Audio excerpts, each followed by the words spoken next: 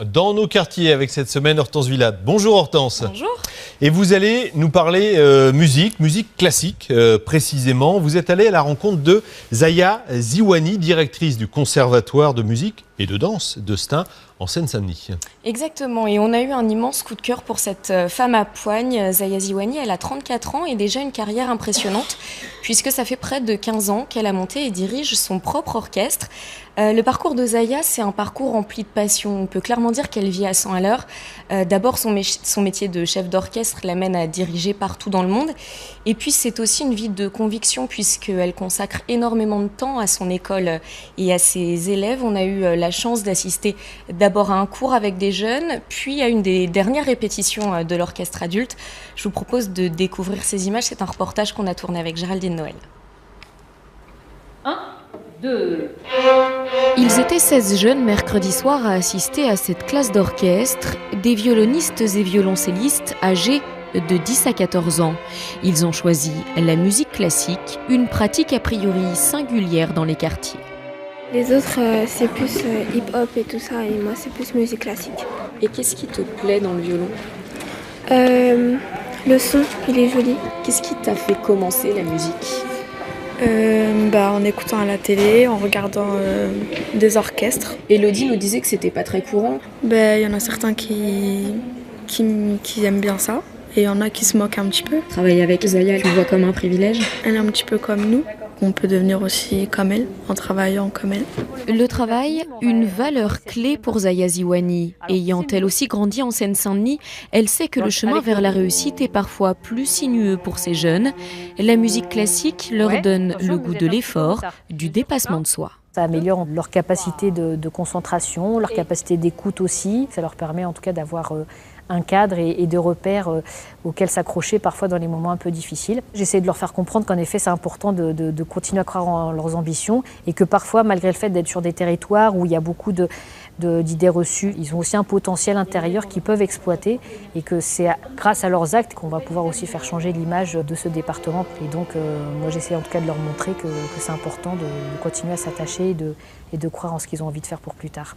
Et c'est cette persévérance qui a permis à Zaya Ziwani d'acquérir autant de prestige.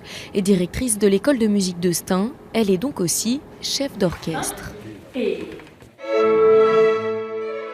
Repérée très tôt par un célèbre maestro, formé entre la France et l'Allemagne, elle n'a que 20 ans lorsqu'elle monte l'orchestre symphonique Divertimento, 70 musiciens professionnels qu'elle mène à la baguette. Non, s'il vous plaît, il y a beaucoup trop de bruit. Jeune, femme, issue des quartiers, un modèle, cette Zaya Ziwani. Mon profil est assez atypique dans le milieu de la musique. On ne s'attend pas justement à ce qu'une jeune femme issue de ces quartiers populaires devienne un jour chef d'orchestre. Mais bon, moi j'ai toujours gardé ce cap-là, j'ai toujours été très exigeante dans mon travail. Et donc maintenant, moi j'ai envie qu'on me reconnaisse pour mes qualités de chef d'orchestre et pas pour l'originalité de ce parcours, puisque j'ai pu faire mes preuves et je fais encore maintenant tous les jours mes preuves en tant que chef d'orchestre. Et maintenant que ce soit un homme ou une femme, j'espère que ça va devenir de plus en plus accessoire, en tout cas pour moi, et justement faire en sorte que maintenant ça soit plus quelque chose d'exceptionnel. Son parcours en tout cas l'est exceptionnel. Zaya se produit sur de nombreuses scènes. Si elle ne devait en retenir qu'une, peut-être celle de l'Orchestre national d'Algérie, sa deuxième culture, où elle est premier chef d'orchestre invité. Un talent reconnu mondialement, mais qui ne lui fait pas pour autant oublier l'essentiel.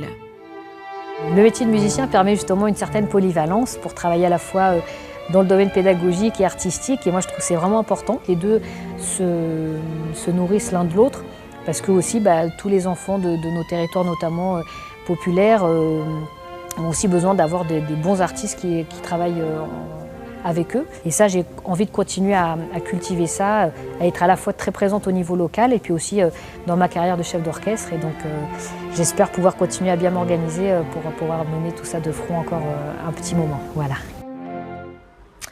Alors Hortense, on l'a compris, avec son orchestre, elle amène aussi une démarche de sensibilisation et de démocratisation de la musique symphonique. Voilà, en fait, le but, c'est de favoriser les rencontres entre générations autour de la musique classique. D'abord à travers des concerts éducatifs qui sont adaptés au niveau des élèves, primaire, collège ou lycée, et qui vont leur permettre d'abord de découvrir les instruments, d'écouter et d'apprécier les œuvres, et puis de rencontrer tous les acteurs d'un orchestre. Sont organisées aussi ce que Zaya a appelé les diverticlasses, un petit peu plus pointues. Elles permettent de former l'oreille de potentiels futurs musiciens. Et puis pour que le public puisse découvrir l'orchestre Grandeur Nature, Divertimento ouvre ses portes à l'occasion de répétitions générales. Et là, Zaya vient donner un petit cours en amont pour que le concert soit apprécié au mieux. Ça vaut vraiment le coup de voir ce qu'ils font. Le plus frappant pour nous, c'était de voir le pouvoir que Zaya a sur ses musiciens et en même temps le plaisir qu'elle prend à les rendre toujours meilleurs et à les mettre en valeur avec le plus d'harmonie possible. Donc si vous voulez assister à un concert, les prochaines dates, bon, cet après-midi et ce soir à Beauvais dans l'Oise, demain à Pontpoint dans l'Oise également, le 20 novembre à Stein, là où nous nous sommes rendus, et le 25 à Noyon dans l'Oise également. Très bien, nous avons noté tous ces rendez-vous. Hortense, encore un mot sur une association que vous avez remarquée, Banlieue Bleue. Voilà, on ne peut pas parler de musique dans les quartiers sans parler de Banlieue Bleue qui organise chaque année un festival de jazz éponyme qui est né en Seine-Saint-Denis et qui est chaque année disséminé dans une quinzaine de villes du département. 2013 a marqué la 30e édition de cette manifestation. Au quotidien, l'association, elle soutient et accompagne la création et la diffusion de concerts et là encore tente de sensibiliser les jeunes à la musique jazz. Je vous propose d'écouter brièvement son directeur à ce sujet que j'ai joint par téléphone.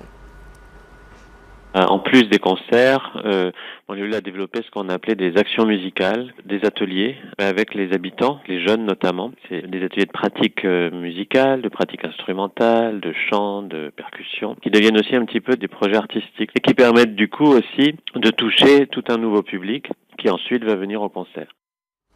Et la prochaine édition donc de ce festival se tiendra du 5 au 26 avril prochain et donc dans tout le département de la Seine-Saint-Denis. Et vous nous en reparlerez très certainement, J'espère. Hortense. Merci beaucoup. Merci Hortense.